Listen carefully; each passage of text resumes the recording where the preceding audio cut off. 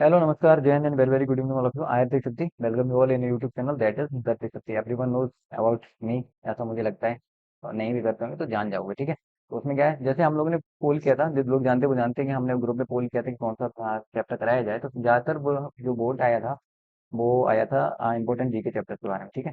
तो उसी जैसे सब लोग मेजोरिटी को भैया लेते हैं, तो वैसे ही हम भी मेजोरिटी की तरफ गए, तो मेजोरिटी के हिसाब से हमें जीके का इंपॉर्टेंट चैप्टर करना है, ठीक है। तो इट इज फिजिकल जियोग्राफी, जो कि मोस्ट इंपॉर्टेंट है अगर एयरफोर्स के पॉइंट ऑफ व्यू से देखा जाए तो, ठीक है। इसमें कुछ ही चीजें होती हैं जो इंपॉर्टेंट होती हैं, ज्यादा पढ़ना नहीं होता हमें। तो मैं उसी हिसाब से पढ़ाऊंगा, इससे एसएससी वगैरह किसी और एग्जाम के लिए ना लें। ये it's only for the NV by Y group के लिए, ठीक है। और इसे करने के बाद you no need to be touch the physical geography anymore. Okay, so without wasting time, we are going to start our video because we have no more time because our admin card has been released। और 2 3 दिन पहले exam के 2 3 दिन पहले हम centre भी release हो जाएंगे, तो पैनिकनेस बढ़ती रहेगी इतनी, ठीक है।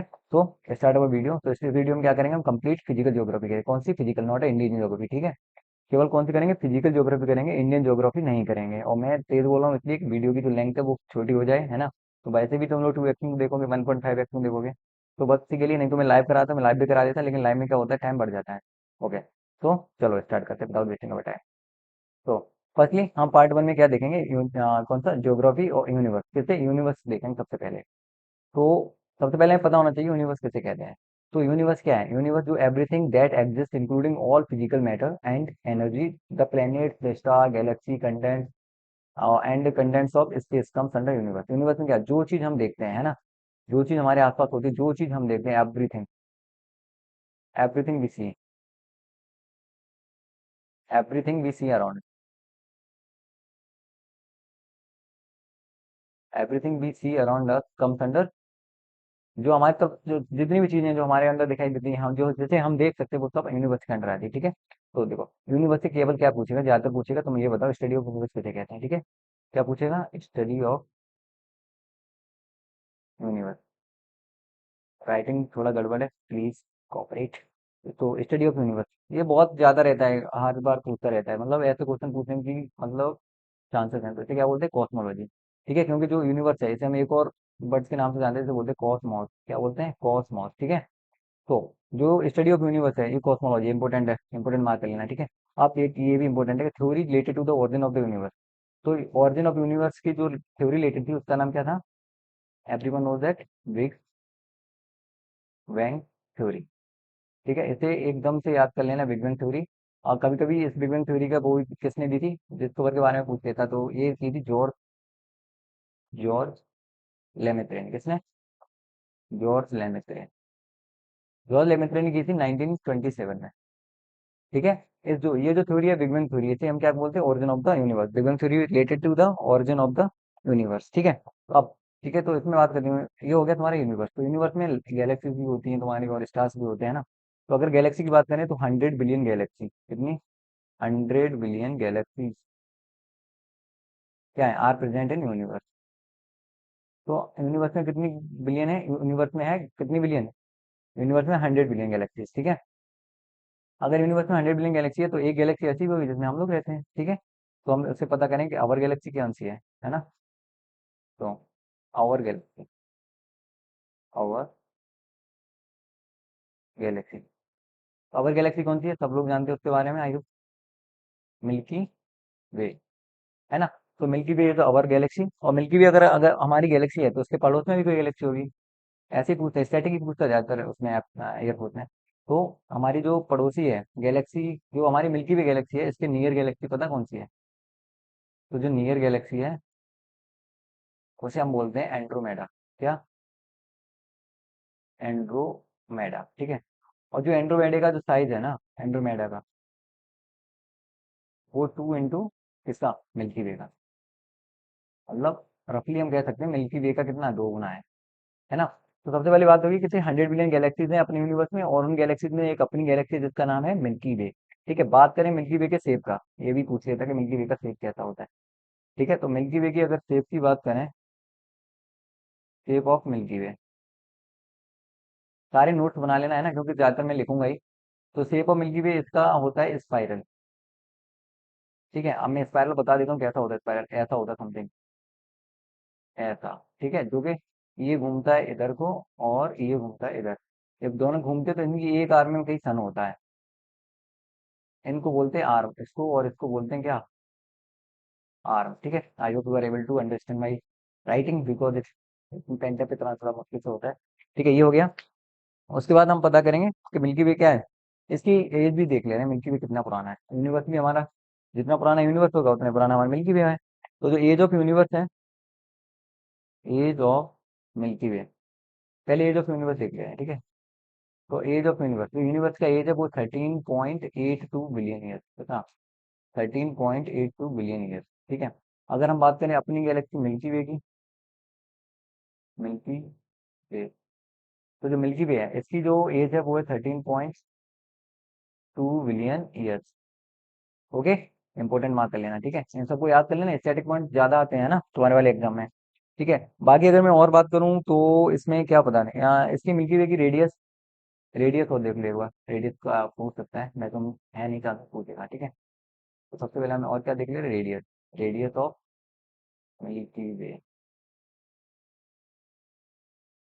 Radius, radius of Milky Way कितनी है, 50,000 लाइट ईयर, 50,000 लाइट ईयर। अगर ज्यादा डीप पढ़ाने लगा तो भाई पूरा बहुत टाइम लग जाएगा, जो कि और इररिलेवेंट भी रहेगा ये उसके पॉइंट ऑफ व्यू से। ठीक है, तो इतना ध्यान रखना, ना move further for the other other thing. तो देखो ये जो स्टार है ना, स्टार भी तो यूनिवर्स का पार्ट है। हम लोगों ने क्या क्या देख लिया, हमने देख लिया वो गैलेक्सी देख लिया, यूनिवर्स में गैलेक्सी भी है, स्टार्स भी है, प्लेनेट्स भी है, सारा क्या सोलर सिस्टम भी होता है हमारा, है ना। सोलर सिस्टम, सोलर सिस्टम हो गया, गैलेक्सीज हो गई, ये तो किसका पार्ट होती है, यूनिवर्स का पार्ट होती है। लेकिन स्टार्स भी तो हमारे पार्ट होते हैं क्या, स्टार्स भी यूनिवर्स के पार्ट होते हैं।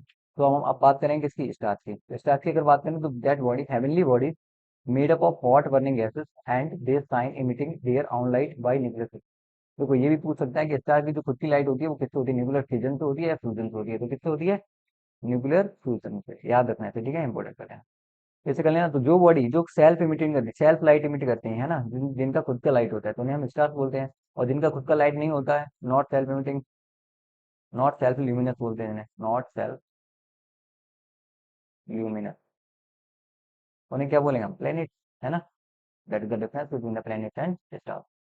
Stars have their own light and planet has not it own light. तो सबसे पहले बताइए स्टार ने ओवर गैलेक्सी, जैसे 100 बिलियन हमारे क्या थे, चलो चिन्ह कर लेते हैं आगे। हाँ, जो, अब देखो आगे विजिबल। ठीक है, तो जैसे 100 बिलियन गैलेक्सी थी, तो एक गैलेक्सी में, जैसे एक यूनिवर्स में क्या 100 बिलियन गैलेक्सीज हैं, और एक गैलेक्सी में कितने स्टार्स हैं, 100 बिलियन स्टार। कितने स्टार्स हैं, हाँ, ये 100 बिलियन। ठीक है, तो सन क्या है, सन भी तो एक, आप बताओ, सन प्लेनेट है, स्टार है। ठीक है, तो सन क्या है, सन भी हमारा क्या है, एक स्टार है, बिकॉज सेल्फ ल्यूमिनस होता है ना, सेल्फ ल्यूमिनस है। ठीक है, नियरेस्ट स्टार फ्रॉम द सन क्या होता है, ये आ सकते हैं ना, ऐसे स्टैटिक वाली क्वेश्चन आने तुम्हारे में। तो सबसे पहले देखेंगे हम luminous star, luminous star from the sun, तो that is Proxima, Proxima Centauri, क्या, प्रोक्सिमा सेंचुरी, तो that is the nearest star from the sun, ये बात भी याद रखना है। ठीक है, बात करते हैं हम किसकी, कॉन्स्टलेशन की।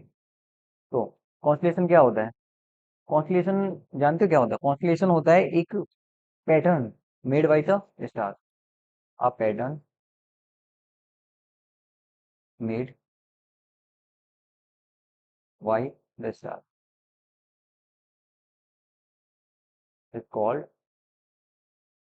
कॉन्स्टलेशन। कितना, कॉन्स्टलेशन। ठीक है, ये एक पैटर्न होता है, पैटर्न जो होता है made by the star known as the constellation. ठीक है, प्रेजेंट टाइम में अगर कॉन्स्टलेशन की बात करें तो कितने कॉन्स्टलेशन है, तो 88। ये क्वेश्चन आ सकता है कि कितने कॉन्स्टलेशन है, तो कितना हो जाएंगे 88, उसे इंपॉर्टेंट मार्क कर लेना। ठीक है, वन मोर इंपॉर्टेंट थिंग, हमने बताया था कि जो radius of the galaxy, radius of Milky Way कितना है, रेडियस ऑफ मिल्की वे, तो मिल्की वे की जो रेडियस है हमने कितनी बताई थी, 50,000 लाइट ईयर। ठीक है, तो अब सबसे पहले पता होना चाहिए कि लाइट ईयर है क्या, ऐसे एनडीए का एक बोलते हैं कि light year is the unit of, light year किसकी यूनिट है, तो लाइट देख के लगता है कि light year is the unit of the light, या टाइम ऐसा बोल देते हैं ना, but light year is not a unit of time and light, it is the unit of measure large distance between celestial body. Celestial body कौन सी होती है, which body are present in the universe is known as the celestial body. ठीक है, तो इनके बीच का जो डिस्टेंस होता है, बहुत बड़ी बड़ी डिस्टेंस होता है, उसे हम क्या बोलते हैं, लाइट ईयर बोलते हैं। कंफर्म। अब इसमें एक आ सकता है कि 1 लाइट ईयर में कितने मीटर्स होते हैं, तो 1 light year equal to 9.46 × 10⁻15 meter. कितना? 1 लाइट ईयर कितने बार होती है? 9.46 × 10⁻, थोड़ा, सॉरी, कितने लिखो तो कोई ना, आई टू मैनेज इट। तो ये होता है 9.46 × 10⁻15, यहाँ लिखे दे रहा हूँ, 9.46 × 10⁻15 meter, such a large distance, ठीक है। तो इतनी डिस्टेंस को जो मीटर करते हैं, वो हम किसमें करते हैं, लाइट ईयर में मीटर करते हैं, ठीक है। ऐसी एक और होती है जिसे हम बोलते हैं पार्सेक। सीधा पूछेगा parsec is the unit of, तो पार्सेक किसका यूनिट है? Parsec is the unit of distance. Distance, और इसमें कितना होता है? इसमें होता है 3.26 light year. 1 parsec equal to 3.26 light year, ये लाइट ईयर, ठीक है। जो एक पार्सेक होता है वो 3.26 लाइट ईयर का होता है। चलो next move further. Comet, comet से बस इतना पूछेगा तुमसे कि कॉमेट कॉमेट जो होते हैं वो क्या होते हैं और किससे बने होते हैं। तो सबसे पहले याद रखेंगे, comet it's a celestial body that orbits the sun, primarily consisting of ice, dust and other volatile compound. तो सबसे पहले इन दोनों को मार्क कर लेना, आइस एंड डस्ट। पूछे कि कॉमेट किसका बना होता है, तो जो कॉमेट होता है, कॉमेट किसका बना होता है? Ice and plus dust. Ice और डस्ट से बना होता है, रिवॉल्व, कहाँ घूमता है? Revolve around the sun. One more thing, जो बच्चे बोलते हैं ना हिंदी मीडियम में पढ़ा, भैया हिंदी करो, ठीक है भाई, तुम्हें एयरफोर्स ज्वाइन करने जा रहे हो, वहां तुम्हें इंग्लिश बोलना पड़ेगा। तो इंग्लिश बोलने से पहले इंग्लिश पढ़ना भी तो आना चाहिए। और इतना बड़ा नहीं हूँ, तो मैं खुद हिंदी मीडियम से हूँ, बट मैंने कभी ये ऐसा एक्सक्यूज नहीं किया कि मैं हिंदी मीडियम से इंग्लिश नहीं पढ़ूंगा। वैसे ही आप लोग भी करिए, it's a very simple thing. तो रिवॉल्व अराउंड द सन, जो बॉडी सन के अराउंड घूमती है, ठीक है, सन के अराउंड घूमती है, आइस और डस्ट से मिलकर बनी होती है, that is called the comet, ठीक है। ये चंद्रशेखर लिमिट किसने डाल दिया, चलो ठीक है। चंद्रशेखर लिमिट का क्या है, मुझे नहीं लगता तुम्हारे पूछेगा, लेकिन अगर पूछेगा तब भी अगर आ गया तो मैं बता दे रहा हूँ चंद्रशेखर लिमिट क्या होता है। देखो, एक कोई मान लो ये स्टार है ना, स्टार, दो स्टार समझिए क्या है, दो स्टार, स्टार स्टार, ठीक है। ये दो स्टार है, अब इनका क्या है, कभी तो कभी इनका खत्म होना है, ठीक है। तो इनका खत्म, इनका डिस्ट्रॉय होने का दो होता है, एक सेलेस्टियल चंद्रशेखर लिमिट में बोला जाता है कि अगर जो स्टार है उसका जो वेट है ना, जैसे उसका जो वेट है वो 1.44 into weight of sun, into weight of sun, और इसका भी वेट कितना होना चाहिए, 1.44 इंटू वेट ऑफ सन। अगर उससे सन के वेट से कम है, 1.44 इंटू वेट ऑफ सन से अगर स्टार का वेट कम है, तो क्या होगा, ये बनेगा dwarf planet, sorry dwarf star, ठीक है। और अगर 1.4 ज्यादा है तो इसे बनेगा क्या, न्यूट्रॉन स्टार। अगर जो स्टार है उसका जो वेट है वो सन के वेट के 1.44 से ज्यादा है ना, ये किसका होता है, लार्जर देन, ग्रेटर देन, है ना, उससे अगर ज्यादा है तो ये क्या बनेगा, ये बनेगा न्यूट्रॉन स्टार। क्या बनेगा, न्यूट्रॉन स्टार, ठीक है। और रिवॉल्विंग न्यूट्रॉन स्टार को क्या बोलते हैं, ये ऐसा क्वेश्चन आ सकता है कि वो what is the name of the revolving neutron star, revolving neutron star, तो उसे हम क्या बोलेंगे, Pulsar. Pulsar I think bike भी है ना, तो उसे पल्सर बोलते हैं। तो ये ड्वार्फ स्टार हो गया, अगर उससे कम है तो 1.44 इंटू वेट ऑफ द सन से कम है तो उसे हम बोलेंगे ड्वार्फ स्टार। वो ड्वार्फ स्टार बनेगा जाके, और अगर स्टार है उसका अगर वेट सन के वेट से ज्यादा है तो वो क्या बनेगा, न्यूट्रॉन स्टार, और घूमते हुए neutron star, revolving neutron star is known as the pulsar, ठीक है। I hope it is clear. चलो नेक्स्ट मूव फर्दर। इसे ही बोलते हैं चंद्रशेखर लिमिट, जो ये वैल्यू है ना, ये जो वैल्यू है इसे हम क्या बोलते हैं, चंद्रशेखर लिमिट, चंद्रशेखर लिमिट, ठीक है, इतना बोलते हैं। और चंद्रशेखर को मिला था नोबेल प्राइज, ये भी याद रखना, नोबेल प्राइज मिला था इन्हें 1983 में, ठीक है। चलो, ये चंद्रशेखर लिमिट था। और एक और देख लो, इसमें इसमें क्या होता है कि अगर 1.44 इंटू वेट ऑफ सन का 3 टाइम ज्यादा है, 3 टाइम से भी ज्यादा है, तो वो बनता है तुम्हारा ब्लैक होल। क्या बनता है, ब्लैक होल, है ना। अगर स्टार, कोई स्टार है उसका वेट 1.44 इंटू वेट ऑफ सन की 3 गुने से भी ज्यादा है, तो उसे हम क्या बोलेंगे, ब्लैक होल। ब्लैक होल का क्या होता है, सब चीज इनफाइनाइट होती है, infinite infinite density and infinite temperature, है ना, ये सब होता है इसका, ब्लैक होल का। I hope it is more than enough. Now welcome to our solar system. ठीक है, तो जैसे यूनिवर्स में क्या होता है, गैलेक्सीज होती हैं, स्टार्स होते हैं, तो हर एक स्टार का अपना एक सिस्टम होता है। तो हमारा जो स्टार है दैट इज द सन, उसका भी अपना एक सिस्टम है। तो इस सिस्टम को हम क्या बोलते हैं, वेट वेट वेट, इस सिस्टम को हम बोलते हैं क्या बोलते हैं, सोलर सिस्टम। क्या बोलेंगे, सोलर सिस्टम। इस सिस्टम को सोलर सिस्टम बोलते हैं। जो सन का सिस्टम होता है that is called solar system.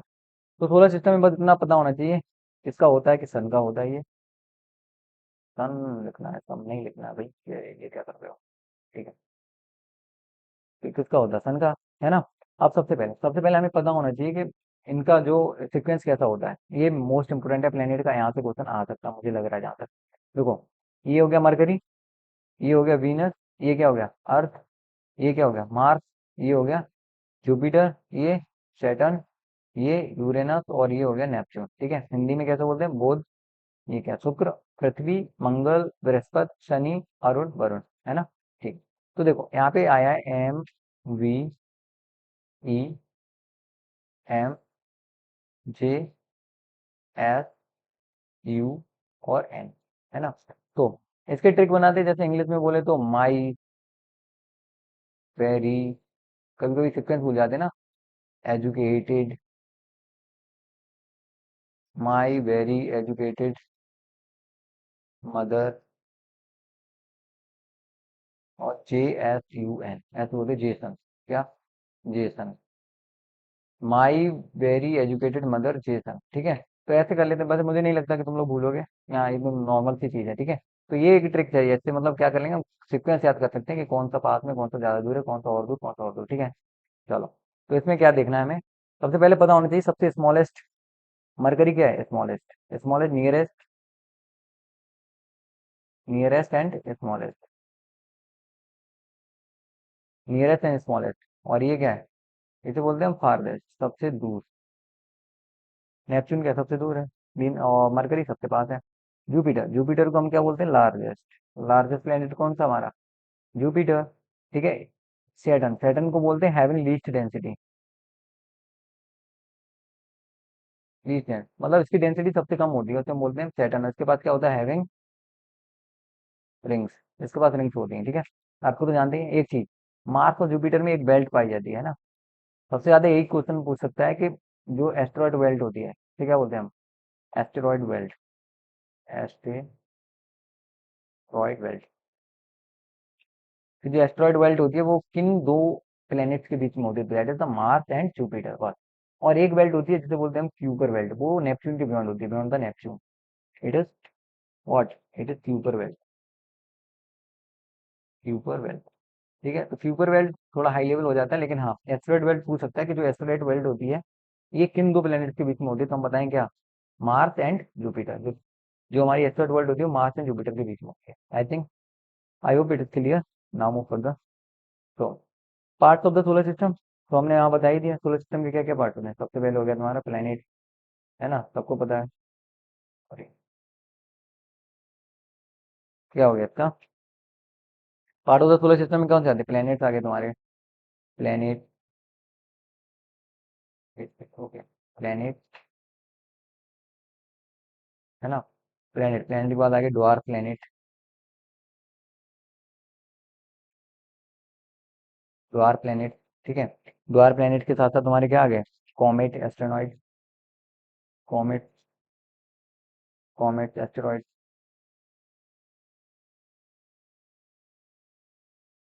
Asteroid होता है, एस्ट्रोनॉइड होता है, एस्टेरॉइड होता है, देख लेना, है ना। एस्टेरॉइड, जो एस्टेरॉइड बेल्ट होती है ना वही एस्टेरॉइड बेल्ट, ये हो गया। ठीक है, ये सब क्या होते हैं, it is the part of the solar system. तो सोलर सिस्टम में अगर हम बात करें कि सोलर सिस्टम में कितने स्टार्स हैं, तो सोलर सिस्टम में एक चीज हमेशा याद रखना है ना, जो हमारा सोलर सिस्टम होता है ना, तो इसमें एक ही स्टार होता है, कौन सा, one star, having one star, what, sun, उसका नाम क्या है, सन। एक ही स्टार है, उसका नाम है sun. Stars are not power of, ये लिख लेना, आ सकता है कभी, मतलब थोड़ा कंफ्यूज कर देगा, तुमने डीपली नहीं पढ़ा होगा तो कंफ्यूज कर देगा। क्या, क्या कंफ्यूज करेगा, star are not part of earth solar system. ठीक है, ये बात हमेशा ध्यान रखना है ना, बोल दे के option they they which is not part of the solar system, उसमें स्टार्स भी हो, तुम तो कोई स्टार्स है ना, ऐसा नहीं होगा, ठीक है। तो सबसे पहले यही है कि stars are not part of the solar system, ठीक है। नीचे फैक्ट लगी है कुछ, हाँ चल ठीक। अब हम देखेंगे कि आप कैरेक्टरिस्टिक ऑफ द प्लेनेट, ये सब प्लेनेट के बारे में हो गया। सिक्वेंस सबसे जरूरी है, सबसे पास में मरकरी, उसके बाद में वीनस, फिर अर्थ, फिर Mars, Jupiter, Saturn, Uranus, Neptune, है ना। और एस्टेरॉयड वर्ल्ड कहाँ पाई जाती है? यहाँ इनके बीच में, किसके, मार्स एंड जुपिटर के बीच में एस्टेरॉयड वर्ल्ड पाई जाती है, ठीक है। बाकी जो कैरेक्टरिस्टिक है वो नीचे लिखे हुए हैं, देखो। मोस्ट इंपोर्टेंट, सबसे इंपोर्टेंट भाई, बिल्कुल हर एक रट लेना, एक एक चीज रट लेना। और मैं कह रहा हूँ इतना कर लोगे ना तो बहुत हो जाए, ठीक है। मैं पर्सनल एक्सपीरियंस ज्यादा इनसे बाहर पूछेगा ही नहीं। देखो, मरकरी क्या है, सबसे पहले हमारा मरकरी है। तो मरकरी देखो नियरेस्ट है एंड स्मॉलेस्ट, बताया हमने। नियरेस्ट और smallest of the planet, sorry sun, sun के सबसे नजदीक भी है और सबसे छोटा भी है। वीनस की अगर बात करें, मरकरी वीनस, वीनस को किसके नाम से जानते हैं? इवनिंग स्टार, ठीक है। इवनिंग स्टार प्लस इसे मॉर्निंग स्टार के भी नाम से जानते हैं। आ सकता है कि which planet is known as the evening star और मॉर्निंग स्टार, तो इवनिंग स्टार भी, मॉर्निंग स्टार भी, और ब्राइटेस्ट प्लेनेट भी। Brightest planet because presence of the, बोले कि मरकरी क्यों ज्यादा ब्राइटेस्ट है, because of the presence of the CO2, ठीक है। और इसका एटमॉस्फेयर जो होता है, एटमॉस्फेयर ऑफ वीनस जो होता है वो किसका बना होता है? H2SO4 का, है ना। तो इसे देखो, ये बना होता है H2SO4 का। नाउ एंड इसे क्या बोलते हैं? Nearest, nearest planet to earth, obviously क्या होता है? My educated, my very educated होता है ना, माई वेरी एजुकेटेड मदर। तो अर्थ के नियरेस्ट कौन सा होता है? वीनस होता है और मार्स होता है ना। तो वेरी नियर हो गया। And hottest planet due to the presence of the carbon dioxide. And earth twin, ये बहुत इंपॉर्टेंट है ना। ट्विन बोल देते हैं इसे, ट्विन सिस्टर भी बोल देते हैं, क्या बोल देते हैं? Twin sister, twin sister of earth, है ना। तो इतना क्लियर रखना, ठीक है। नामो फदक होता अर्थ। तो अगर हम अर्थ की बात करें तो अर्थ में क्या है? Earth, earth known as the blue planet due to the water.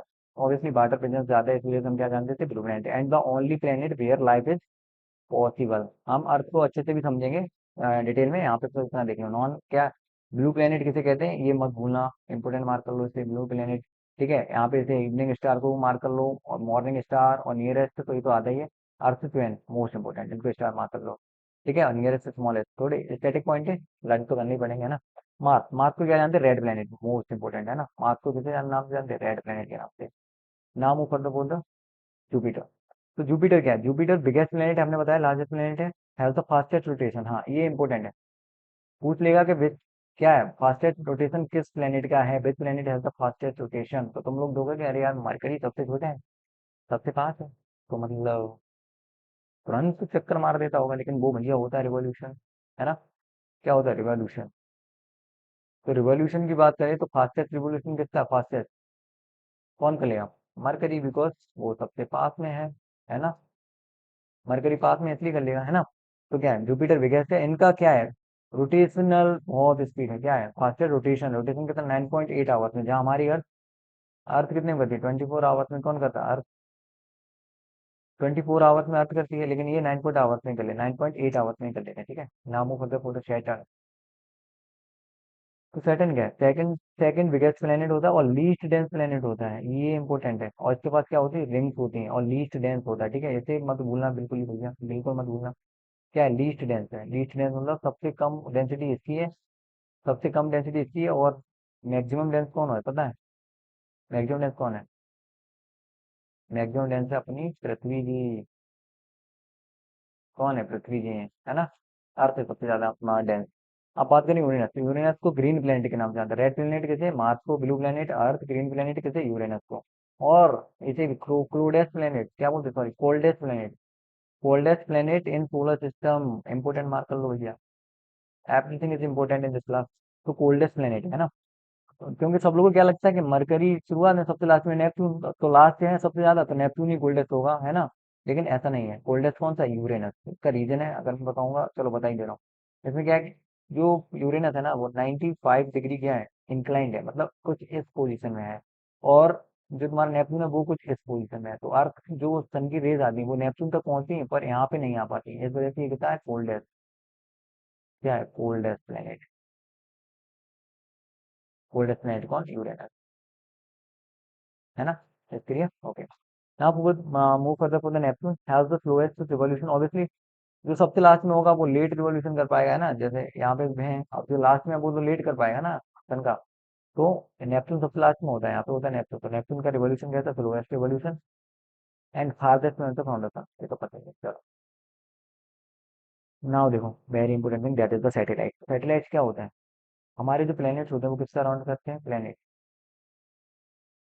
Planets revolve around the star, और हमारा जो स्टार है वो क्या है, सन। हो गया, ठीक है। लेकिन जो हमारी सैटेलाइट्स होते हैं, they are bodies which revolve around, no no no no, ये गलत हो गया, विच रिवॉल्व अराउंड सन के तो करते ही हैं, सन प्लस प्लैनेट।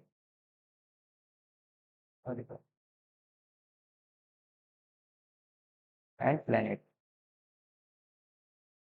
है ना, प्लैनेट के अराउंड। जैसे हम अर्थ का क्या है, अर्थ का सैटेलाइट क्या है, मून, तो वो मून क्या करता है, मून, मून घूमता रहता है ना अर्थ के अराउंड, तो अर्थ क्या है, मून क्या है, मून क्या है, मून है उसका सैटेलाइट। चलो आगे देखो, सबसे पहले static point, very very important, please mark it अच्छे से। जो बिगेस्ट सैटेलाइट है वो कौन सा, गैनीमेड। और ये गैनीमेड पता किसका है, ये है जुपिटर का सैटेलाइट, किसका, जुपिटर का। उससे याद कर लो, जैसे बिगेस्ट ले वो क्या है, तुम्हारा प्लेनेट जुपिटर है, तो उसी का एक वो है सैटेलाइट जिसका नाम है गैनीमेड, उसे क्या बोलते हैं, biggest satellite of the solar system. Smallest satellite, ये क्या है सैटेलाइट, स्मॉलेस्ट सैटेलाइट है डिमोस। डिमोस ये किसका है, मार्स का है। ठीक है, मार्स के दो सैटेलाइट है, डिमोस प्लस फोबोस। ठीक है, तो इसे क्या बोलते हैं, smallest. Brightest star outside the solar system, solar system के बाद में जो ब्राइटेस्ट स्टार है उसे बोलते हैं सीरियस स्टार। ठीक है, इंपोर्टेंट मार्क, ये सारे इंपोर्टेंट है भाई, देखो चार लगा लो, पांच छह जितने स्टार लगा लो। ठीक है, डॉग स्टार ये हम बता चुके हैं। Closest star of the solar system Proxima Centauri. Fastest revolution in solar system, fastest वही है जो सबसे पास है, मरकरी। हॉटेस्ट प्लैनेट बता चुके हैं, Venus. Fastest rotation of the solar system, Jupiter, 9.8 hours, कितना, 9.8 आवर्स। और स्लोएस्ट रिवोल्यूशन नेपच्यून, क्योंकि सबसे दूर है ना। हाँ, ठीक है, अब सुनो, स्लोएस्ट रिवोल्यूशन रोटेशन इन अवर सोलर सिस्टम, इसे एक पॉइंट मार्क कर लो, सबसे इंपॉर्टेंट। क्योंकि वीनस है, तुम लोग को लगा वीनस सबसे ज्यादा मतलब वो रोटेशन स्पीड है, लेकिन वीनस का क्या है, वीनस का रोटेशन सबसे स्लोएस्ट है, स्लोएस्ट रोटेशन वीनस है, ये स्लोएस्ट रोटेशन। ठीक है, और एक बात, इसकी जो डायरेक्शन होती है क्लॉकवाइज होती है, क्लॉकवाइज, क्लॉकवाइज। ठीक है, सारे जो प्लेनेट होते हैं, अगर प्लेनेट, ऑल प्लेनेट जो हैं, ऑल प्लेनेट वो कैसे मूव करते हैं, वो करते हैं anti clockwise, west to east, anti clockwise. Anti clockwise revolve करते हैं, लेकिन ये जो है रोटेट करते हैं एंटी क्लॉकवाइज। लेकिन जो ये है वीनस, ये स्लोएस्ट रोटेशन है इसका, और क्लॉकवाइज करता है, देखो वीनस और यूरेनस, ये इधर से सेकंड में है ना, और पीछे से जो सेकंड है यूरेनस, वीनस और यूरेनस ये कैसा करते हैं, उल्टे घूमते हैं, सारे एंटी क्लॉकवाइज घूमते हैं, तो ये दोनों कैसे घूमते हैं, क्लॉकवाइज, है ना। चलो ऐसा क्लियर है, इतना याद रखना, ठीक है। ऐसे पूछेगा कि कौन से प्लैनेट्स हैं वो क्लॉकवाइज घूमते हैं, that is Venus and Uranus. चलो, only satellite with an atmosphere like earth, earth की तरह एटमॉस्फेयर किसका है, टाइटन का है। Biggest moon of the Neptune, Titan. Maximum number of the satellite, Saturn के पास है 274, है ना, अब ज्यादा हो गए, 274 हो, पहले कितने थे, 146 थे पहले से, मतलब है। Minimum number of the satellite किसके हैं, अर्थ के हैं। ठीक है, और जो number satellite present Mercury, number no satellite, जो मरकरी और वीनस, इसके कोई सैटेलाइट नहीं है, क्या है, नो सैटेलाइट, कोई सैटेलाइट नहीं है, किसका, बीन मरकरी और वीनस का, क्योंकि ये सन के पास होते हैं, तो सन का ग्रेविटेशन इतना हाई था कि इनके जो वो थे सैटेलाइट, उनको अपने अंदर ऑब्जॉर्व कर लिया, है ना, इज्जत क्लियर। चलो, ना मुंह खोद रहा हुआ चंदा मामा, दूर के, हाँ। चलो, तो चंदा मामा की अगर बात करें तो सबसे पहले हमें पता होना चाहिए कि इनको एक नाम से और जानते हैं। वो नाम क्या है भैया, बताओ प्रयास से। तो वो नाम है सेलेन, क्या बोलते हैं, सेलेन। ठीक है, तो इसलिए हम जो स्टडी करते हैं, study of moon is known as the selenology. What, selenology, study of moon को क्या बोलते हैं हम, सेलेनोलॉजी बोलते हैं, है ना। चलो, तो इसे बोलेंगे सेलेनोलॉजी। तो चंदा मामा से पूछा है ये क्या है, that is the satellite of earth. क्या है ये? सैटेलाइट ऑफ द अर्थ है, satellite of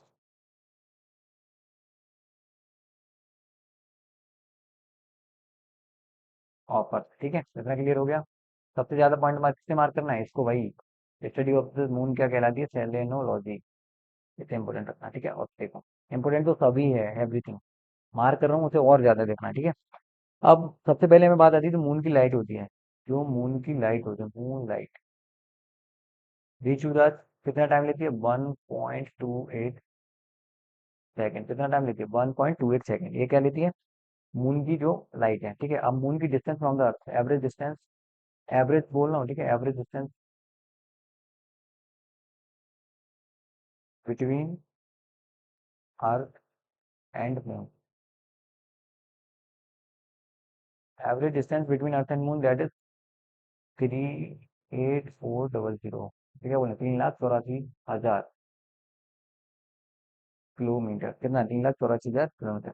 sorry sorry, 84,400। Sorry sorry sorry sorry, wrong wrong, कर दिया ना गड़बड़। 3,84,400 किलोमीटर, ठीक है। इसे डेटा पे याद रखना, ये क्या? एवरेज डिस्टेंस ऑफ द अर्थ, ठीक है। अभी आएगा तुम्हारा अपोजी किसे कहते हैं, पेरिजी किसे कहते हैं, ठीक है। बात डाला है मैंने। अपोजी पोजीशन होती है, एक होती है पेरिजी पोजीशन। पेरिजी होती है जब distance between earth and moon, earth और मून, इनके बीच में जो डिस्टेंस होती है वो बहुत कम हो जाती है। क्या होती है? बहुत कम हो जाती है, उसको बोलते हैं पेरिजी। और ज्यादा हो जाती है उसे हम क्या बोलेंगे? अपोजी। चलो, और देखो, और हमें देखना, rotation and revolution of the moon always equal, ये बात हमेशा ध्यान रखना है ना। कौन सी बात? ये वाली बात, rotation of moon always equal to the revolution of moon.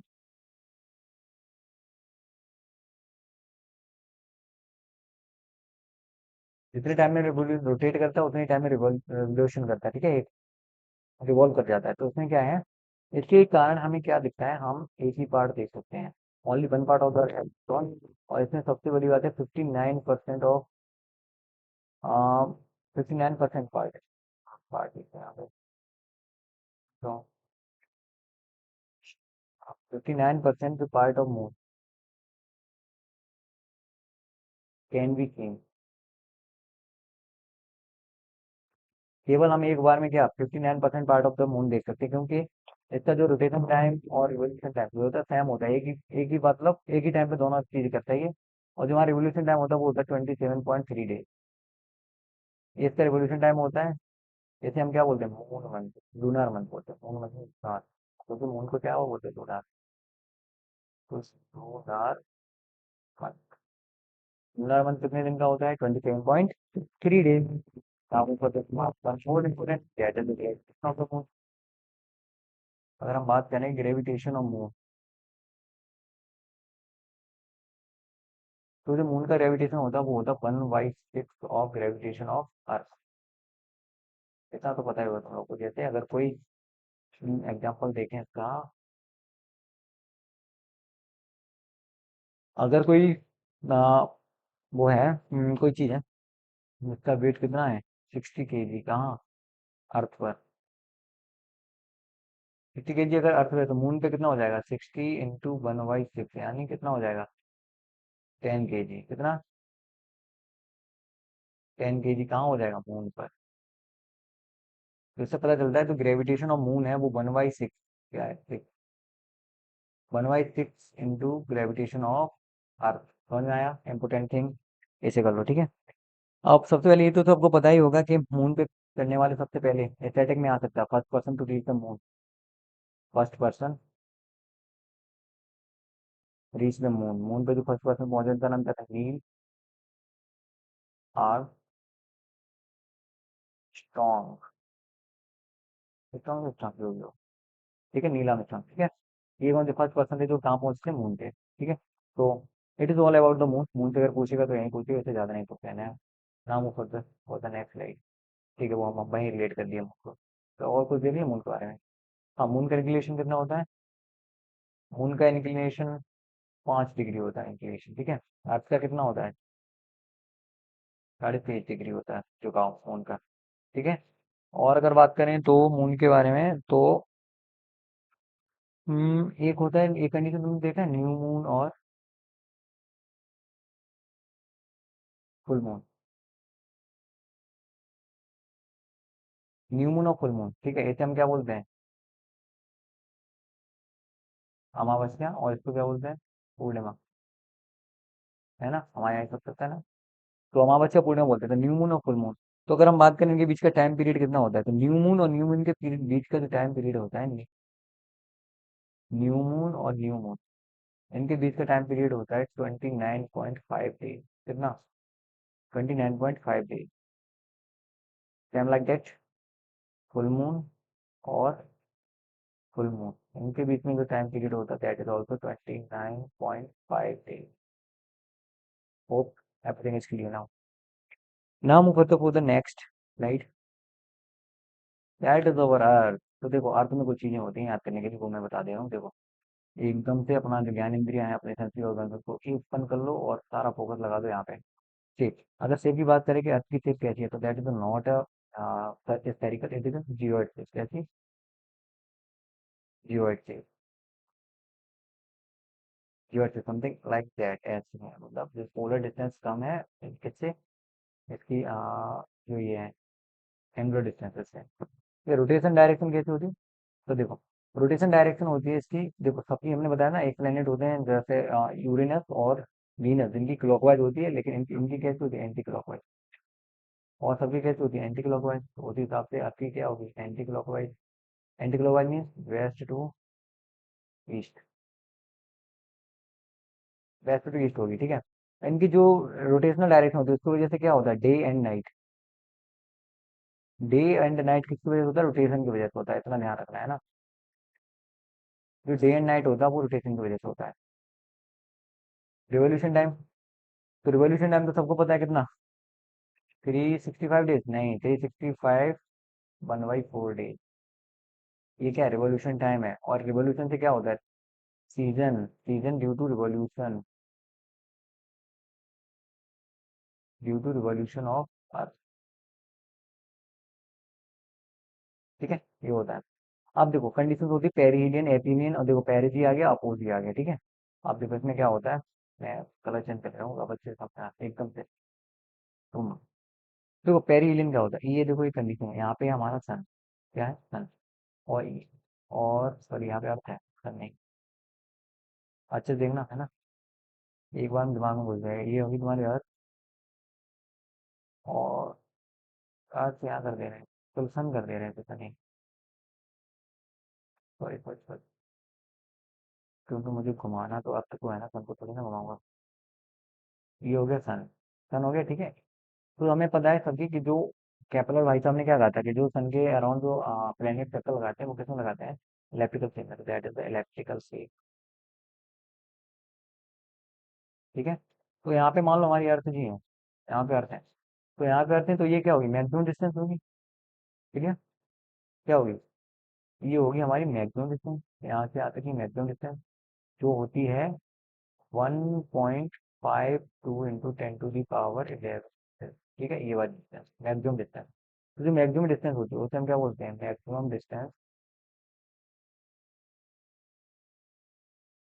Maximum distance from sun. इसे हम क्या बोलते हैं? एपीलियन। क्या बोलेंगे? एपीलियन, एपीलियन, ठीक है। अब क्या होता? अब एक और होता है, एक और कंडीशन डाल देते हैं, वो क्या कंडीशन इज कि अब अर्थ यहाँ पे है। अगर अब अर्थ यहाँ पे है ना, तो ये इसके कितनी पास हो गई, तो ये कितना होता है? इसका होता है 1.47 इंटू 10⁻11 मीटर। पास हो गई। अब जब अर्थ पास है तो इस कंडीशन को हम क्या बोलते हैं? पेरीहिलियन। क्या? पेरीहिलियन, ठीक है। तो पेरीहिलियन क्या होता है? मिनिमम डिस्टेंस,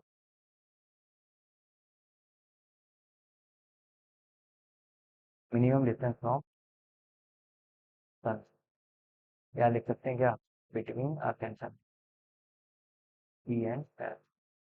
यहाँ भी लिख दो between E and maximum distance between earth and sun और minimum distance between earth and sun. Minimum distance को क्या बोलते हैं, पेरीहिलियन, मैक्सिमम डिस्टेंस को एपीलियन। अब इनकी डेट भी याद कर लो। एपीहिलियन 4 जुलाई, क्या 4 जुलाई, देखो जुलाई में कितना 1 2 3 4 वर्ड है, तो वैसे ही हम क्या करें, 4 से 4 याद कर लेंगे और जुलाई से जुलाई। और पेरीहिलियन की डेट है 3 जैन, कितना 3 जैन। तो जैन में कितने वर्ड है, JAN, यानी 3 वर्ड है, तो 3 ही हो गया क्या, 3 जैन और 4 जुलाई, ये इसकी डेट होती है। अब बात करें पेरिस, तो सेम एप्लीकेशन करेंगे मून के साथ ही है।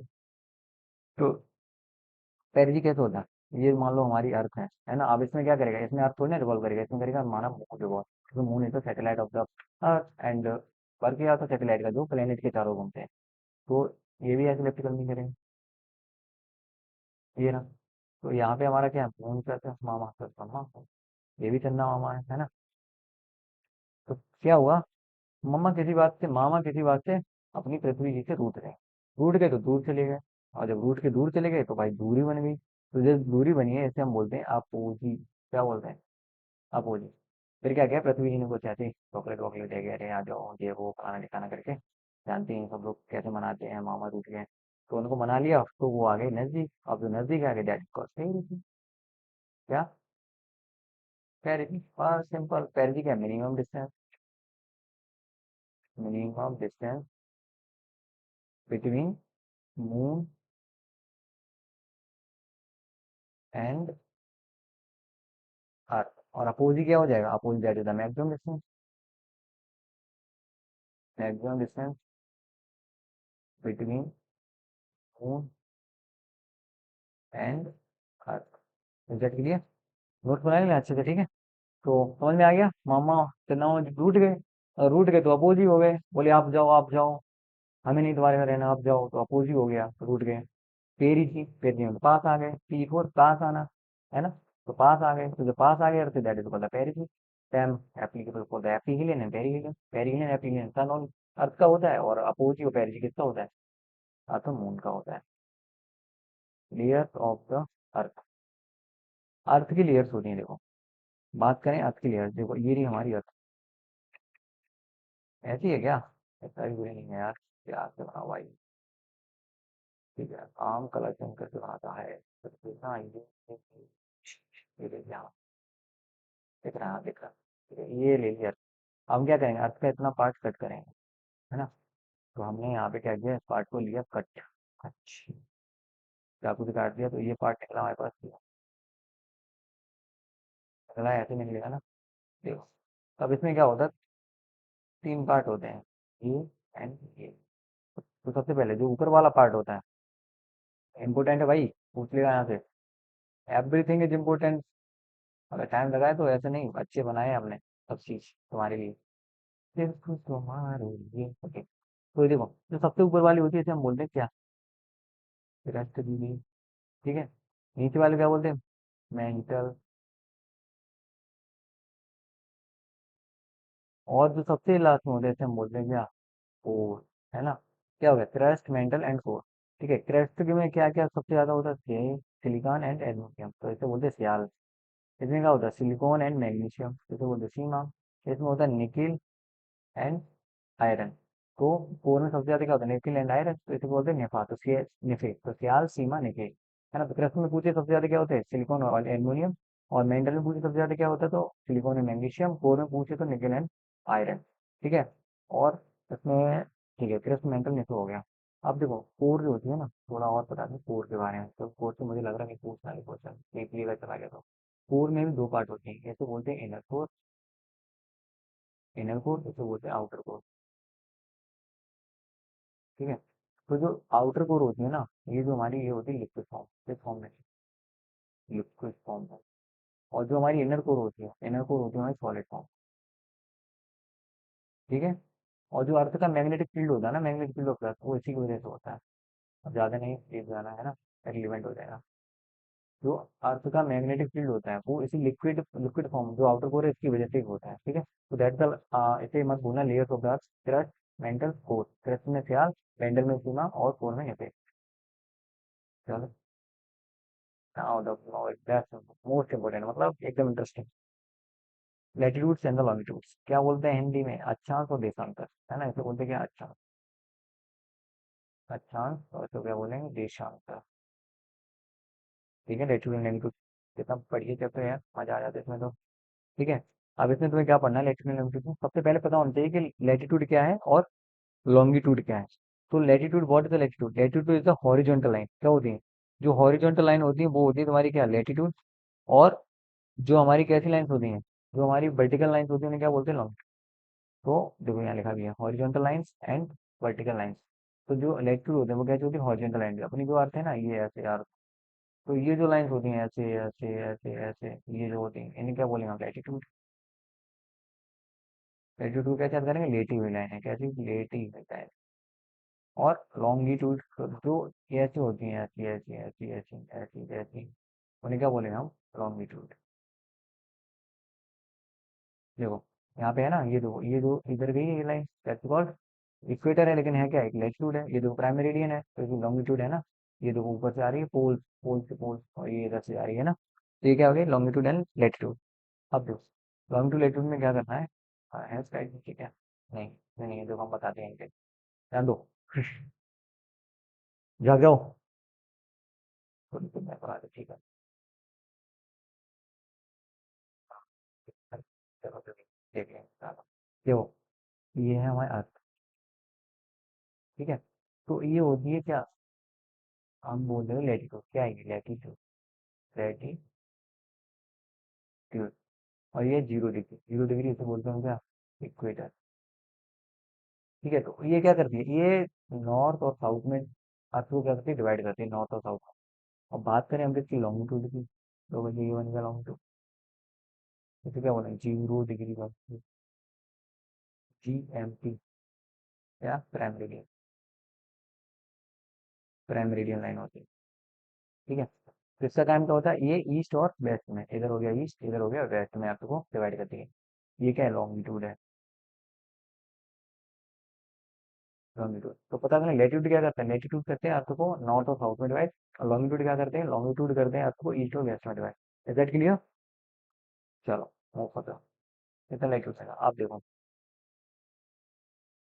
इम्पोर्टेंट, बहुत इंपॉर्टेंट है भाई, देख लेना। हम्म, देखना नहीं, राइट। हाँ देखो, ध्यान से देखो, ये है हमारी अर्थ। ओ माय गॉड, बड़ा देखो, देखो ये एक लाइन, ये ऊपर, ये नीचे, ठीक है, मेरा समझ में आ गया। देखो आप देखना, मैं करूँगा नंबरिंग। तो जो सबसे पहले मैं लिखूंगा वो है 0 डिग्री है, क्या, 0 डिग्री, जो क्या इक्वेटर। अब इससे ऊपर, ऊपर का पार्ट होगा नॉर्थ, नीचे होगा साउथ। तो ये हो गया तुम्हारा 23.1/2, 23.5 डिग्री नॉर्थ। इसे क्या बोलेंगे, 23.5 डिग्री साउथ। ठीक है, यहाँ पे एक और लाइन करता हूँ मैं, और यहाँ पे भी एक और लाइन करता हूँ। 23.5 डिग्री ऊपर है, 23.5 डिग्री नीचे है। ऊपर की बोल दिया हमने नॉर्थ, और नीचे क्या बोल दिया, साउथ। अब इससे ऊपर क्या है, इसे बोलेंगे 66.66, 66 बोलते हैं ना, 66 डिग्री नॉर्थ। और इसे क्या बोलेंगे, 66.5 डिग्री साउथ, बोल दिया। अब ये रहा पोल्स, पोल से ऊपर वाले को क्या बोलेंगे, 90 डिग्री नॉर्थ, और इसका बोलेंगे 90 डिग्री साउथ। सिंपल, हो गया पूरा। हमें बस अब इसमें देखना है इन लाइंस को क्या बोलते हैं। अब देखो इसको, जो 0 डिग्री है, तो 0 डिग्री लेटीट्यूड को हम क्या बोलेंगे, देखने का, 0 डिग्री लेटीट्यूड को बोलेंगे हम क्या, इक्वेटर। क्या बोलेंगे, इक्वेटर। और 23.5 डिग्री नॉर्थ को बोलेंगे, किसको, इस वाली लाइन को, इस वाली लाइन को बोलेंगे tropic of cancer, TOC, tropic of cancer. इसे क्या बोलेंगे, ट्रॉपिक ऑफ,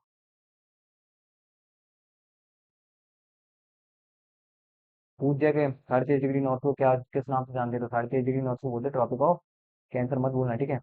23.5 डिग्री साउथ, मान लो ये वाली लाइन, इसे क्या बोलेंगे, इसे बोलेंगे हम tropic of Capricorn, tropic of Capricorn, ठीक है। और 66.5 डिग्री नॉर्थ, इसे बोलेंगे आर्कटिक सर्कल, इस वाले को, ये जो नॉर्थ में है ना, इसे बोलेंगे Arctic circle, Arctic circle, Arctic circle. और 66.5 डिग्री साउथ, इसे क्या बोलेंगे, अंटार्कटिक सर्कल, क्या बोलेंगे, इसे बोलेंगे अंटार्कटिक सर्कल। ठीक है क्या, इसमें बस ये याद करना है तुम्हें, 33.5 डिग्री नॉर्थ को क्या बोलते हैं, 33.5 डिग्री साउथ को क्या बोलते हैं, 66.5 डिग्री नॉर्थ को क्या बोलते हैं, और 66.5 डिग्री साउथ को क्या बोलते हैं। ये लंबी लेटूस में इतना ही पूछना मतलब। ठीक है। बाकी बात करें इक्वेटर की, तो इक्वेटर का क्या है, इक्वेटर यही है, divide the earth into two part, divide the earth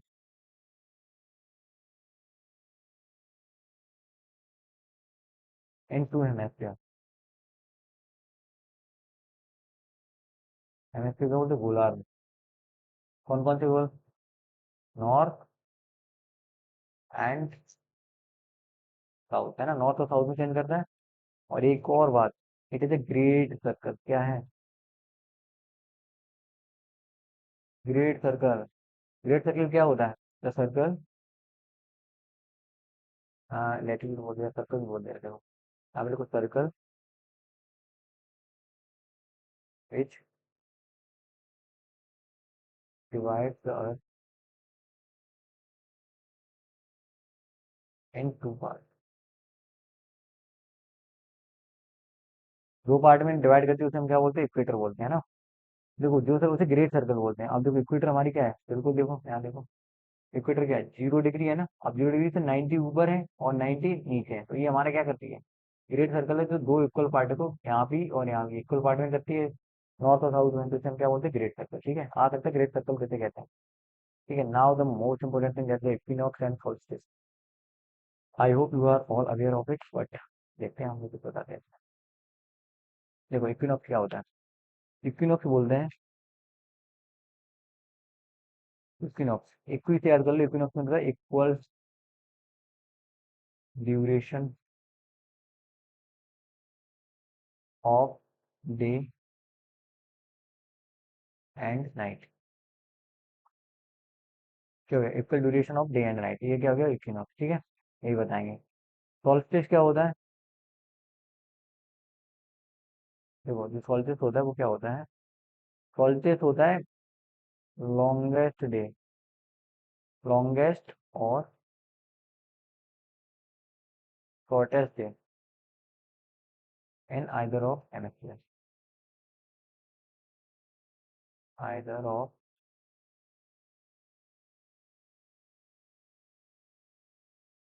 hemisphere, longest day या shortest day in either of hemisphere, किसी ना किसी हेमिस्फीयर में कैसा होगा, लॉन्गेस्ट डे होगा और शॉर्टेस्ट डे होगा। अब बात करें हम इक्विनॉक्स की, तो इक्विनॉक्स में होता है डे, डे और नाइट सेम होते हैं, duration of day and night same होती है। तो देखो सबसे पहले डेट को याद रखना, ठीक है, 21 मार्च एंड 23 क्या, सितंबर। ठीक है, तो 21 मार्च को होता है, इसे हम बोलते हैं क्या, वर्नल इक्विनॉक्स, क्या, वर्नल इक्विनॉक्स। और जो 23 सितंबर को होता है, इसे हम क्या बोलते हैं, ऑटमनल इक्विनॉक्स। ऑटमनल, ऑटमनल किस में, एटमनल, एटमनल ऐसा होता है, ऑटमनल इक्विनॉक्स। ठीक है, तो ये डेट याद रखना क्या, डेट याद रखनी है तुम्हें कि 21 मार्च को होता है बर्नल इक्विनॉक्स और 23 सितंबर को होता है ऑटोमनल इक्विनॉक्स। और इक्विनॉक्स का मतलब होता है कि उस दिन दिन और रात की जो ड्यूरेशन होती है वो सेम होती है। नाम होता है सॉल्टिस, सॉल्टिस दो तरह का होता है, यानी क्या बोलते हैं सॉल्टिस को, एक होता है हमारा समर सॉल्टिस, समर सॉल्स्टिस, और दूसरा होता है क्या, विंटर सॉल्स्टिस। दो होते हैं ना, summer solstice and winter solstice. तो जो हमारा समर सॉल्स्टिस होता है, तो इसमें क्या होता है, समर सोलिस्टिस में क्या होता है, अगर समर है, ठीक है, तो खुद कॉमन सेंस लगाओ, समर है, हमारे यहाँ समर होती है, जब गर्मियाँ होती है तो क्या होता है, दिन ज्यादा बड़ा होता है, और क्या होता है, दिन ज्यादा बड़ा होता है और रात छोटी होती है। और हम किस में लाई करते हैं, इंडिया लाई करता है किसमें, जो कहाँ पे सबसे बनाया जाता है, पेट्रोलियम ये, तो इंडिया यहाँ पे लाई करती है ना, यहाँ पे, तो यहाँ पे अगर हमारी इंडिया लाई करती हो, तो क्या करती है, ईस्ट में भी है, ईस्ट में भी है और नॉर्थ में भी है, तो नॉर्थ, नॉर्थ हेमिस्फीयर में, किस कौन से हेमिस्फीयर में लाई करती है, नॉर्थ हेमिस्फीयर में। तो इंडिया अगर नॉर्थ हेमिस्फीयर में लाई करती है और समर अगर इंडिया में है, इंडिया में अगर समर है, समर सॉलिड का मतलब क्या है, लॉन्गेस्ट डे इन नदर हेमिस्फीयर। लॉन्गेस्ट डे इन नदर हेमिस्फीयर, ठीक है। और विंटर सोल्स्टिस क्या होता है? Longest day in southern hemisphere.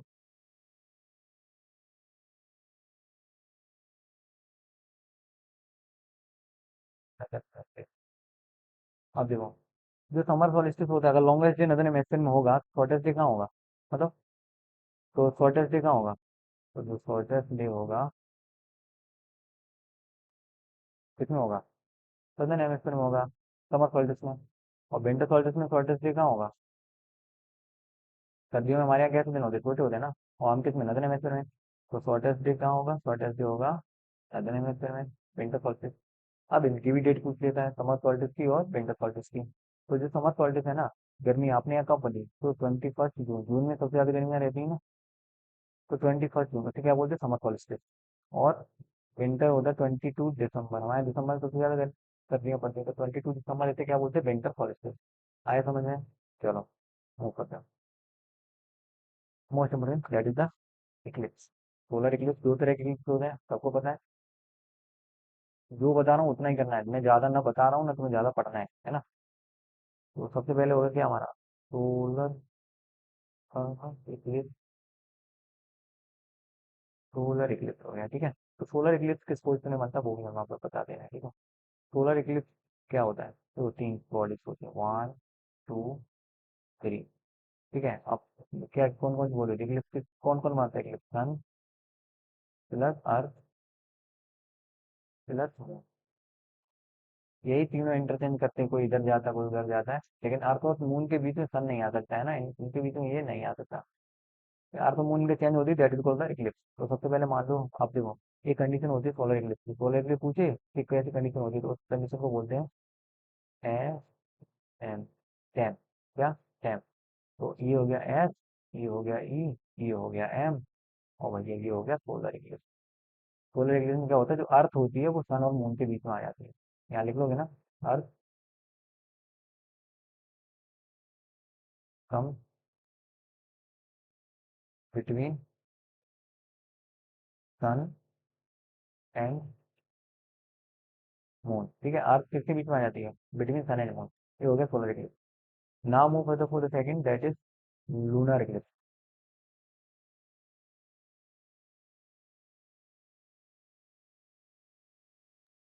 Lunar eclipse, तो लूनर किसे बोलते हैं? मून को। तो इस कंडीशन को क्या पता है क्या बोलते हैं? ऐसे बोलते हैं, जैसे वहां सेम है ना, जैसे का तो सन है, क्योंकि सन तो अर्थ और मून के बीच में आ नहीं सकता, आ गया तो कहानी खत्म कर देगा। तो इसे बोलेंगे सब, एस एन ई। तो ये रहा हमारा सन, ये रहे मून, और ये रहे अर्थ। ठीक है। ऐसे कैसे करेंगे? ऐसे करेंगे देखो, लूनर इक्लिप्स को। ये हो गया सन, मून और अर्थ। इसमें क्या होता है? मून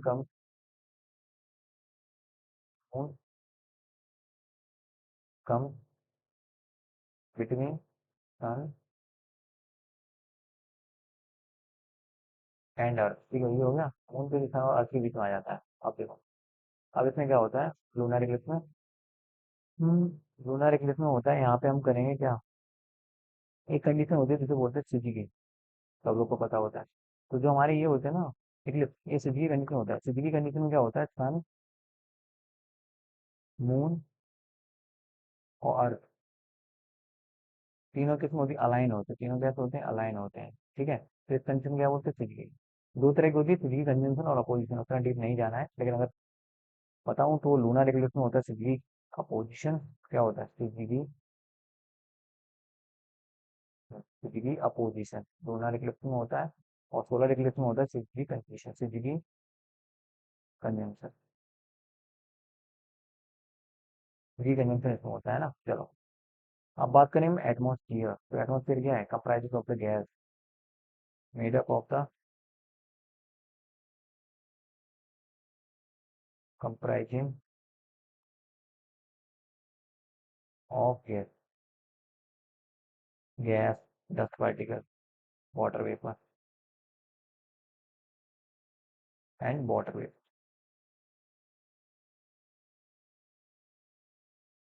ठीक है। ये क्या है? ये में क्या हो गया? ये हो गया तुम्हारा क्या?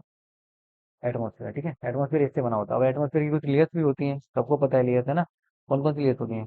ट्रोपोस्फियर होती है, स्ट्रेटोस्फियर होती है, और होती है तुम्हारी कौन सी? टी एस एम आई, मेजोस्फियर, और होता क्या, मीडियोस्फीयर हो गया और आयनोस्फीयर एक्सोस्फीयर ये होते हैं। चलो देखते हैं इसके बारे में।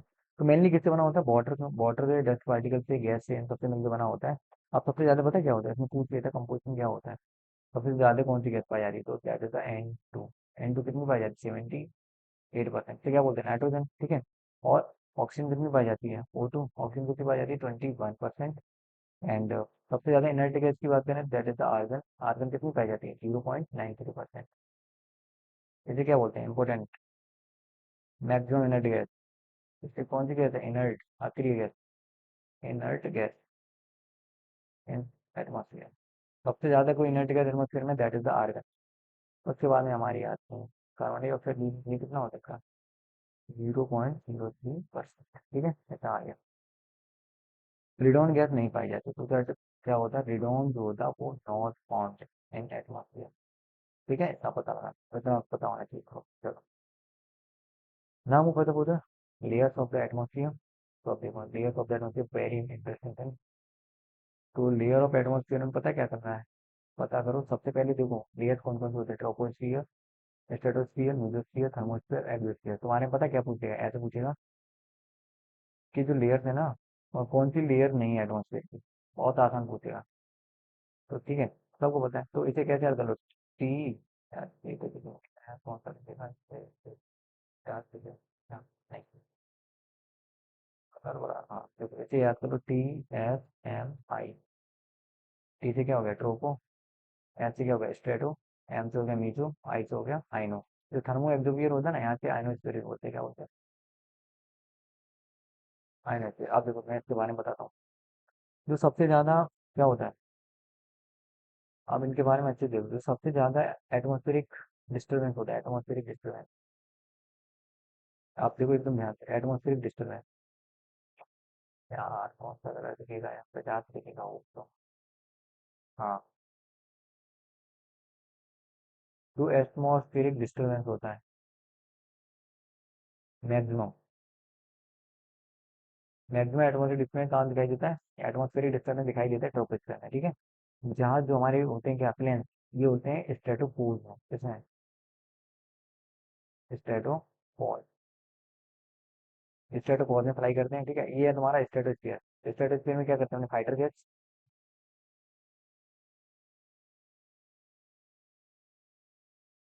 फाइटर जेट एंड क्या, ओजोन लेयर। मोस्ट इंपोर्टेंट, जो ओजोन लेयर है वो कहाँ है, स्ट्रेटोस्फीयर में। अच्छे से नोट बना लेना, ठीक है। वही टाइम लगेगा, अगर मैं लिखता रहा तो टाइम लग जाएगा। स्ट्रेटोस्फीयर क्या, ओजोन। ओजोन कहाँ पाई जाती है, स्ट्रेटोस्फीयर में। अब देखो मीडियोस्फीयर में क्या पाया जाता है, मीडियोस्फीयर में तुम्हें दिखेगा ये मीटियोर। इन्हें क्या बोलते हैं, मीटियोर, मीटियोर, ठीक है। तो मीटियोर्स होते हैं, इन्हें बोलते हैं शूटिंग स्टार, शूटिंग स्टार। ये क्या करने लगते हैं, यहाँ पे जलना स्टार्ट कर देते हैं मीडियोस्फीयर में। और मीडियोस्फीयर को एक नाम से और जाना जाता है, दैट इज, मीडियोस्फीयर के एक नाम से और जाना जाता है, वो नाम है कोल्डेस्ट लेयर। कोल्डेस्ट लेयर अगर पूछे, कोल्डेस्ट लेयर क्या, दैट इज द मीडियोस्फीयर। तो कोल्डेस्ट लेयर कितना होता है इसका टेम्परेचर, माइनस का 90 डिग्री सेंटीग्रेड। कितना, माइनस का 90 डिग्री सेंटीग्रेड, ठीक है, अच्छे से देख लेना। अब देखो, थर्मोस्फीयर या आयनोस्फीयर की बात करें, तो जो सैटेलाइट हमारे होते हैं, आयनोस्फीयर होता है वहां से होते रेडियो। ठीक है, पूछेगा रेडियो कम्युनिकेशन किससे होता है, तो वो होता है हमारे, कम्युनिकेशन, रेडियो कम्युनिकेशन होता है वो होता है आयनोस्फीयर से, ठीक है। और सैटेलाइट कहाँ होते हैं, वो थर्मोस्फीयर में होते हैं। बाकी एक्सोस्फीयर, थर्मोस्फीयर में क्या है ना, एक्सोस्फीयर ही बोल देते हैं। तो यहाँ पे हमारे जियोस्फीयर में सैटेलाइट होता है। सैटेलाइट और रेडियो आयनोस्फीयर और थर्मोस्फीयर में होता है, ठीक है। ऐसा थोड़ा सा that is about the layers of the atmosphere. इतना आपसे ज्यादा कुछ पूछेगा भी नहीं। चलो, नाम मुख होते होते साइक्लोन, ठीक है। साइक्लोन कैसे बनता है, तो साइक्लोन हम सबको पता होता है एक चीज, कि जो हमारी विंड्स होती हैं, अभी तो विंड्स तो तुम्हारे में आएंगी नहीं, वो से पूछ लेगा कहाँ की मंची, ये वाली पूछ लेगा कौन कहाँ का है। तो देखो साइक्लोन होता है, जैसे हमारी विंड का एक रूल है, तो जो हमारी विंड्स होती हैं वो हाई प्रेशर से लो प्रेशर की तरफ चलती हैं। कहाँ से, हाई प्रेशर से लो प्रेशर की तरफ। तो साइक्लोन बनता है ना, वो बनता है when low pressure zone surrounded by high pressure. जब लो प्रेशर होता है ना, यहाँ पे लो प्रेशर है तो हाई प्रेशर सराउंड कर जाता है, तब जो बनता है दैट इज कॉल्ड साइक्लोन, है ना। अब देखो, इतना पूछेगा कि साइक्लोन कैसे बनता है, अगर पूछेगा तब भी कि लो प्रेशर को सराउंड करता है, हाई हाई प्रेशर को सराउंड करता है लो प्रेशर, अगर हाई प्रेशर को लो प्रेशर सराउंड करेगा तो वो बनेगा एंटी साइक्लोन। ये हो गया। तो अब इसमें सिर्फ ये पूछेगा किसे कहाँ क्या बोलते हैं साइक्लोन को। तो देखो, ये क्या, ये देखो आपका जो हरिकेन है, हरिकेन कहाँ बोलते हैं, अटलांटिक ओशियन कैरिबियन सी, मतलब सीधा सा यूएसए में बोलते हैं हरिकेन। ठीक है। Typhoon, typhoon western north Pacific Philippines, मतलब टाइफून बोलते हैं कहाँ, चाइना और फिलीपींस वगैरह। ठीक है, इतना याद रखना। साइक्लोन, साइक्लोन बोलते हैं इंडिया। टोर्नेडो, टोर्नेडो भी बोलते हैं कहाँ, यूएसए में। ये जो कैरिबियन सी है ना, ये थोड़ा मतलब मैक्सिको साइड आ जाता है, मैक्सिको साइड।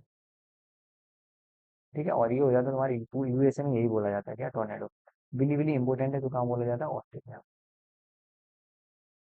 और पूछेगा कि साइक्लोन कहाँ बोला जाता है, टोर्नेडो कहाँ बोला जाता है, टाइफून कहाँ बोला जाता है, हरिकेन कहाँ बोला जाता है, तो ऐसे ये नाम याद करना कंट्रीज के। ठीक है। बाकी ये लोकल विंड्स हैं, लोकल विंड्स भी याद करना बहुत जरूरी है।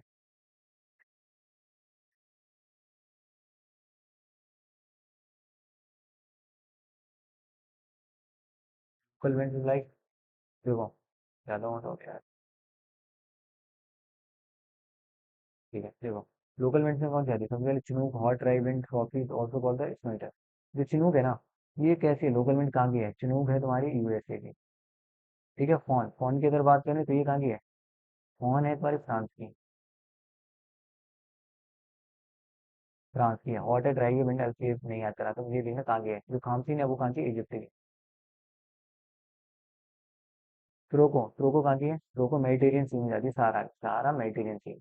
हरमेटन, हरमेटन को डॉक्टर विंड के नाम से और जाना जाता है, और तो called Guinea doctor, doctor wind बोलते हैं, गिनिया में, गिनिया कोस्ट पे डॉक्टर विंड के नाम से आता है। बोरा, बोरा को बोलते हैं कोल्ड ड्राई विंड।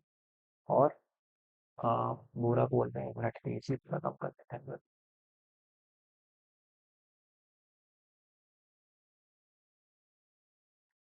बोरा क्या, बोरा कोल्ड ड्राई विंड है blowing outward the Hungary to the north Italy. ठीक है, तो बोरा कहाँ बोलते हैं, इटली में। नेस्टल, नेस्टल कहाँ बोलते हैं, फ्रांस में। बिलियर्ड कहाँ बोलते हैं, यूएसए में। पुर्जा कहाँ बोलते हैं तुम्हारा, रशिया, साइबेरिया में बोलते हैं, साइबेरिया। लेवेंटर कहाँ बोलते हैं, स्पेन, फ्रांस में। और नॉर्वेस्टर कहाँ बोलते हैं, न्यूजीलैंड में। देखो नॉर्वेस्टर को न्यूजीलैंड कैसे याद करो। ठीक है, तो ऐसे तुम्हें सिर्फ कंट्री याद करनी है, ज्यादा और कुछ याद करना नहीं है। ठीक है, that is all about the cyclone. देखो मोस्ट इंपोर्टेंट तुम्हारा रॉक्स आ गया है ना, कंपोजिशन ऑफ द मिनरल्स, है ना, रॉक्स क्या होती हैं। सबसे पहले पता होनी चाहिए रॉक्स होते क्या है, तो rocks is the nothing, just the composition of minerals is called rocks, और the solid part of the earth crust is called rock. जो कंपोजिशन मिनरल्स का कंपोजिशन होता है उसे रॉक्स बोलते हैं, और जो सॉलिड पार्ट होता है अर्थ का उसे रॉक्स बोलते हैं, जिसके रखते हैं ना। जैसे बोला था ना, वो कौन सा ऐसा, हाँ ये तो है ना, क्रस्ट मेंडल ने पे, तो उसी में। तो सबसे पहले हमें पता होना चाहिए रॉक्स के कितने टाइप होते हैं। तुम्हारे में यही पूछेगा, ज्यादा पूछेंगे नहीं, टाइप क्या है, igneous rock, sedimentary rock, metamorphic rock. Igneous rock में कौन सा है, ग्रेनाइट, बेसाल्ट और गैब्रो। पूछेगा कि विच is not igneous rock and which of the following is igneous rock.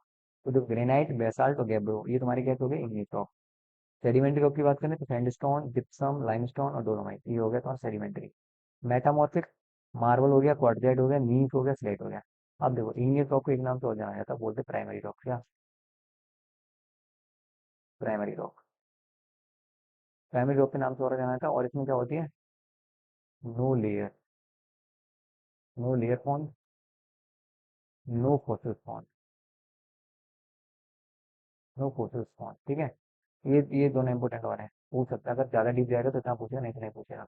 लेकिन सेडिमेंट्री हमारी कैसी होती है, लेयर्ड होती है, इसमें लेयर होते हैं, लेयर्ड होते हैं, उसमें फॉसिल भी पाए जाते हैं, फॉसिल फॉर्म। ठीक है। मेटामॉर्फिक हो गया ये, मार्बल को आर्टियाइड से क्रिएट करो। अब बात करते हैं वोल्केनो की। अरे वोल्केनो अर्थक्वेक, बताओ। वोल्केनो, तो वोल्केनो क्या होता है, वोल्केनो कैसी होती है, volcano is a went of opening through which lava comes out. एक ऐसा वेंट होता है, देखो ये अर्थ है, ठीक है, बीच में यहाँ पे भरा होता है लावा, यहाँ एक कोई वेंट बना है, वेंट होता है पाइप टाइप का। ठीक है, अब यहाँ से ये जो लावा है जो निकल गया ऐसे, तो इसे हम क्या बोलते हैं, volcano, simple,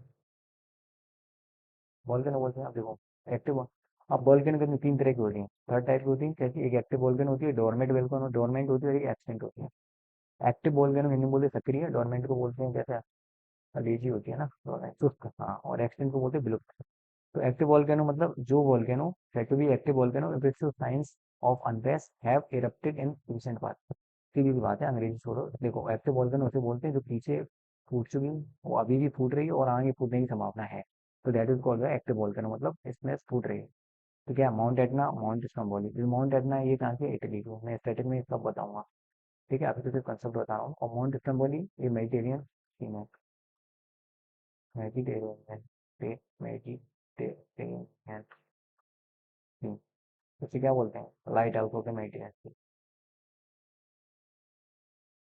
light house of Mediterranean sea. ठीक है, स्ट्रोम्बोली को। ठीक है, तो ये एक्टिव वोल्केनो, और इंडिया में ओनली वन एक्टिव वोल्केनो है। ये इंपॉर्टेंट रखना, इंपॉर्टेंट इंपॉर्टेंट मार्क करो। हाँ, ये तो इंपॉर्टेंट मार्क करो। Warren island,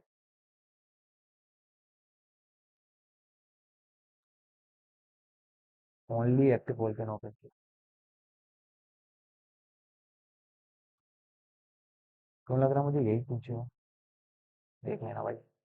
only active volcano of South Asia लिख लो, साउथ एशिया में सब एक ही है active volcano, that is the Barren Island. कहाँ पे सिचुएटेड है, अंडमान निकोबार, कहाँ, अंडमान एंड निकोबार। ठीक है, उसके बाद में dormant volcano, a volcano which is not erupted in near past but it is capable to erupting in future. Dormant volcano वो है जो पास्ट में नहीं, पास्ट में तो नहीं इरप्ट हुई है लेकिन आगे इरप्ट होने का मतलब चांसेस हैं। तो ये पूजा पूजा कहाँ की, जापान की। कैसी है, डोरमेंट है। ठीक है, बाकी बताऊंगा मैं स्टेटिक वाइज बता हैं कौन से वोल्केनो कहाँ है। एक्सटिंक्ट वोल्केनो वो है जो volcano which shows no signs of eruption in future, तो मतलब पिछले भी कई सालों से नहीं इरप्ट हो रही है और अभी भी नहीं इरप्ट होगी, ऐसे तो क्या बोलते हैं, एक्सटिंक्ट वोल्केनो। जैसे हवाई नेम पर होगी नास्को डैम वोल्केनो, ये देखो। ये नाको डैम कहाँ है पता है, अंडमान एंड निकोबार में, इंडिया में। कहाँ है, इंडिया। ये इंपॉर्टेंट हो जाती है, इंडिया में एक और वोल्केनो है, अंडमान नारको डैम। ठीक है, चलो। एक मड वोल्केनो भी है, पानी से ज्यादा हाथ तो है नहीं। तो चलो अर्थक्वेक में पढ़ते हैं। तो what is the earthquake, any sudden disturbance below the earth surface due to plate tectonic activity otherwise causing sudden vibration or shaking of earth crust। ठीक है, तो अब बताइए अर्थ क्रस्ट है, ये अर्थ क्रस्ट ऊपर वाली है ना, तो यहीं पे हम लोग क्या मकान वकान बनाए बैठे हैं अपना घर पर। तो यहाँ पे जो जो यहाँ पे वो होगा ना, जो भी एक्टिविटी यहाँ पे होगी उसकी वजह से जो शेकिंग आएगी या वाइब्रेशन आएगा, that is called the earthquake.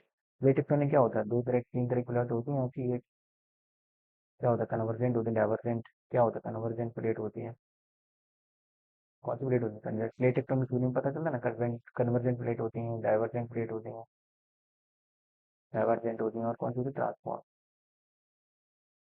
होती है ना। तो जो कन्वर्जेंट प्लेट होती है इनकी वजह से अर्थक्वेक आता है क्रस्ट में, है ना। तो वो अर्थक्वेक होता है। ठीक है, अर्थक्वेक में देखो क्या इंपॉर्टेंट है।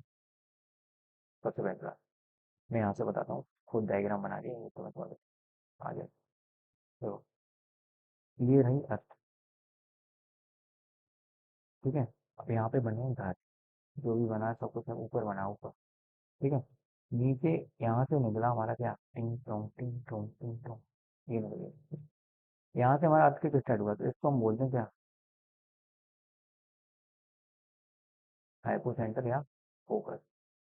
ठीक है, हाइपो सेंटर फोकस उस चीज को बोलते हैं जहाँ से अर्थक्वेक की निकलती है। ठीक है, और जहाँ सबसे पहले पहुंचती हैं, जहाँ पहुंचती है सबसे पहले, इसको हम बोलते हैं क्या, एपी सेंटर। ठीक है, देखो यहाँ से निकली पॉइंट ऑफ रेफरेंस से क्या बोलेंगे, हाइपो सेंटर या फोकस। अब जहाँ सबसे पहले पहुंची है इसे क्या बोलेंगे, एपी सेंटर। फोल्ड प्लेन तो वही है जो जो मतलब डिस्ट्रैक्ट हुआ, मतलब जहाँ पे इफेक्ट हुआ, दैट कॉल्ड फोल्ड प्लेन। अब इसे सबसे पहले पता है क्या देखो, तुम्हें सबसे पहले इसमें इसमें और इतना पढ़ने, इसकी तीन वेव्स होती है, इतना पता होना चाहिए, यहाँ पे थ्री वेव्स आपके जो है। कितनी वेव्स होती है, थ्री वेव्स। थ्री वेव्स में पहली कौन सी होती है, एस वेव। तो पहली पी वेव होती है प्राइमरी। पहली वेव कौन सी है, प्राइमरी वेव, पी वेव। दूसरी है हमारी एस वेव, और तीसरी कौन सी है, एल वेव। L wave. ठीक है, अब देखो एपिसेंटर अर्थक्वेक, तीन wave, P wave, S wave, L wave. देखो पी वेव जो होती है all medium, can propagate in all medium, all medium. हर एक मीडियम से, ठीक है। S wave can travel only solid medium. ये बॉडी वेव है। थोड़ा डीप जा रहा हूँ, जरा चलो फिर ओपन कर रहा हूँ। बॉडी वेव सॉलिड है, ये किसकी बॉडी, ये भी बॉडी वेव है। एल वेव, जो एल वेव है ना, ये कोई सरफेस वेव है। और जो एल वेव है, लॉग लॉग कैसा होता है, डिजास्टर। तो जो एल वेव है इसे बोलते हैं मोस्ट डिजास्टर।